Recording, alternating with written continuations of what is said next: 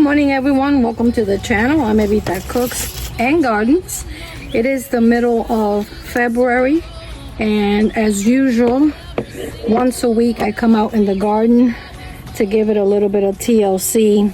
Today I'm tending to this beautiful Italian oregano that, as you can see, is very bushy and lush, which is exactly what I want. However, oregano, just like mints and peppermints, are very invasive and you have to prune them regularly. And like I said, it is the middle of February, and even though it's usually not this lush around this time of year, you can see that I am having a really nice harvest of oregano. So what I'm going to do is prepare this oregano, and at least on this side of the garden bed, for the coming months, which you know that around March and April and even May we get lots of rain, so it is likely to take off, and if I allow it to, it would invade the whole garden and spread throughout the garden. So what I'm going to be doing today is trimming it as much as I can. And by the way, I bought this oregano at my local Publix supermarket. I think I paid about $2.50, maybe $2.99 for a small plant around the end of October, and I wasn't really sure if I was making a mistake in planting it directly into the garden around that time, because it was a little bit cold. But check it out, it's doing wonderful. But I do have to trim it. I started doing that, but in the process of giving the garden an inspection, I had an encounter with one of my friends that I'm not too fond of, the snake. I went ahead and grabbed this tool that my cousin Junie, may he rest in peace, made for me about 20 years ago. So usually what I do is I just move the little bushes around. And even though for the most part the type of snakes that we get here are garden snakes, but I'm still not very fond of them. I am terrified of them, to be honest with you. And a couple weeks ago I came across one that was kind of brownish in my carrot garden, and she wouldn't move. So I do not believe in hurting animals, but I was trying my hardest to get rid of it, and finally my husband was able to push it out of the garden. So I'm not really sure where it went. So now what I do every time I come out here, I make sure I bring this little tool with me and move the plants around just to make sure there's nothing under it. I don't mind the lizards, but for some reason snakes are my kryptonite. I'm not very fond of them. I am terrified of them. So that being said, what I've been doing is trimming the oregano. And as you know, we make our own seasonings, all natural organic seasonings here in my home. So what I'm going to do is trim as much as possible from it, because like I said, in the coming weeks and months we're going to be getting a lot of rain. So this oregano, just like my Greek oregano, if I don't control it, it would invade the entire garden bed, and I don't want that, because I have other things in this garden bed that are important to me. So now I'm just going to prune it, and with these types of herbs and plants, especially these vines or invasive ones, you don't have to be too gentle. So I just grab a little bunch and cut away. By the way, I sanitized my clippers with some rubbing alcohol. That's important. These are very easy to maintain, but I'm just basically giving it a haircut and trimming everything I can from the top. So that way, when the rain comes in and the springtime is in full mode, this plant is going to continue to thrive. It's going to get even bushier, but I'm going to control it to about this area, because I don't need much more than this. So I'm just going to go around it and give it a good haircut. Now, of course, when I say that you don't need to be too gentle, doesn't mean you want to rip it out, but it is very, very forgiving. So look at this, it has a lot of dirt on the bottom, and that's because once every 3 months I feed it, and I like to put a little bit of topsoil in this garden bed like I do with most of them. Okay, you don't need to do too much to them, and that's the beauty of it. And these types of plants like oregano, peppermint, mint, as well as many others, don't require a lot of work. They're actually very easy to maintain. The toughest part is controlling them. On a recent video, one of my subscribers commented that she regretted planting, I think it was her peppermint or mint, I'm not really sure right now, because it took over the garden. Well, this is one of the ways that you can control that. And I know it looks like I am killing the plant, but in reality I'm not, because if you notice, you can see we're getting new leaves right in the center of the plant. So I'm going to continue doing this, and I want to point your attention to this right here, which, by the way, I showed you guys maybe a video or two ago. This is the bay leaf bush or tree, and I'm going to zoom in to show you what's happening to this particular plant.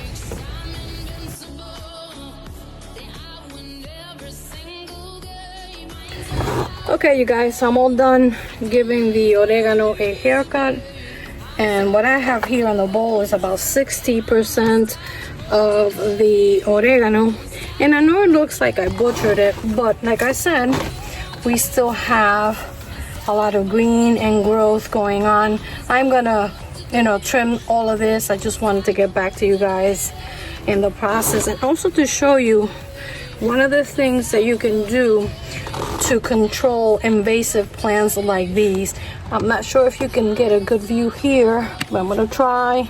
You see this right here, when I was trimming the oregano, I pulled it up, and I pulled it up from all the way in the corner.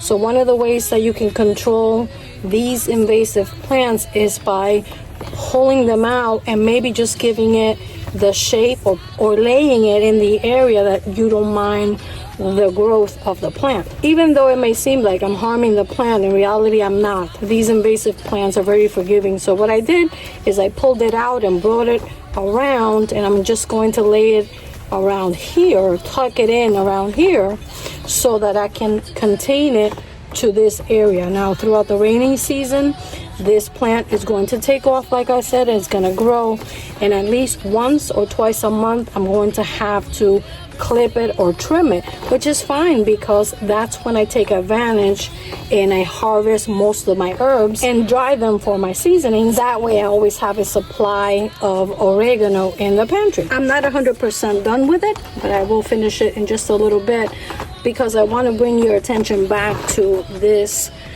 bay leaf that I mentioned earlier. The owner of the garden center wasn't too enthusiastic in selling me this bay leaf plant, because at the time, which is probably about 1.5 years, maybe 2 years ago since I bought it, I have it in my book. I do keep a log of what I put in the garden and the dates so that I can keep track of it.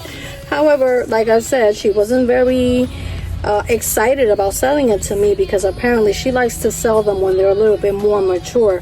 And the reason for that is because bay leaf bushes or trees take quite some time to mature. So I was able to convince her to sell these two to me, because I didn't mind waiting. I always wanted to have a bay leaf tree, and when I saw these, I just had to have them. I think I paid about $5 for them, and it was probably about yay tall, not maybe even shorter than that.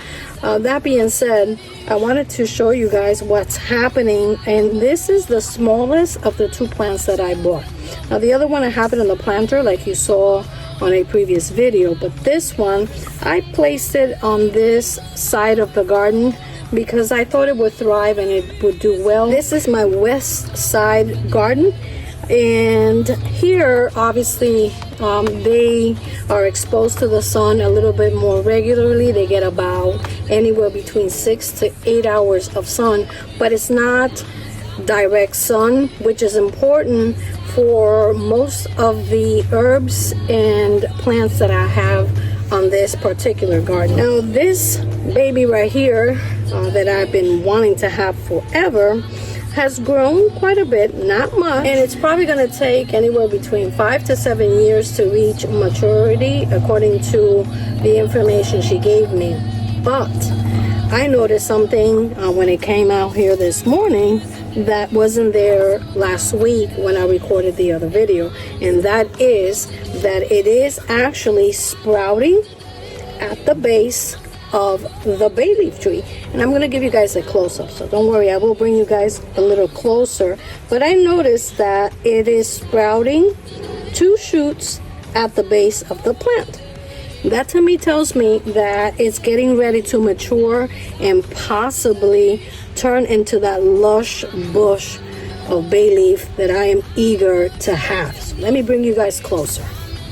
Take a look at this. Here is the bay leaf tree, and at the base, at the very bottom, look at this right here. Hopefully you can see it clearly there. I'm using my camera as close to it as possible so that you can get a clear picture of it. But it appears that it is sprouting at the very base 2 new shoots, which means that I'm possibly going to be getting that bushy bay leaf tree that I've been dreaming of. So take a look at that. And if I swing the camera to the other side, I believe you can see right here another shoot that just came up right there. I'm being careful not to injure the plant, but this is the kind of thing that I can tell you guys that excites me. Now, I have limitations, and I want to tell any of you who are contemplating starting your own garden, or at least your kitchen or herb garden, it is not as hard as you may think. It doesn't require a lot of time or a lot of work, just a little maintenance, just like the maintenance that I did to the oregano vine earlier today. It just requires a little bit of time and a little bit of patience, a little bit of love, because that is one of the main ingredients that you require when you start these sort of garden projects. But check this out. Looks like my effort is paying off, and hopefully in about a year or so this bay leaf is going to be lush and bushy just the way I want it. I inspected the other bay leaf tree, the one that I have on the planter, and it doesn't look like there's any new sprouting. But I also know that very recently I removed the bottom leaves of this bush and I used them for cooking. So I will be doing that to the second bay leaf tree later on today. I've been working, like I said, in the garden. It is a beautiful February morning. It's actually quite nice. The weather's perfect. It's not too sunny or hot. It's in fact a little bit cloudy, so it is the perfect weather to work in the garden. Now I'm going to be washing all this oregano as well as the mullein that I trimmed from my mullein plant earlier today. And if you guys want me to do a video on the many benefits and uses for mullein, drop me a comment below the video and we'll put something together for you. But this mullein plant is actually at the base or in between all these wonderful gandule plants that I have here, or pigeon peas, which by the way still have gandules, and of course some shoots and sprouts that in about maybe a month or so I should be harvesting some of those. Look at that, such a beautiful flower. And this right here is a gandules shoot. That's what it looks like, from the flower to the shoot to the actual pot.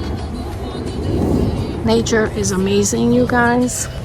Like I said, doesn't take a lot of time, a lot of effort, and to me this is very therapeutic. I've said this before. It is one of the things that I enjoy doing the most, and I feel very blessed that I'm able to do that every now and then. I hope you enjoyed this video, and until next time, I'm Evita Cooks and Gardens. You really have to try it. Unstoppable today.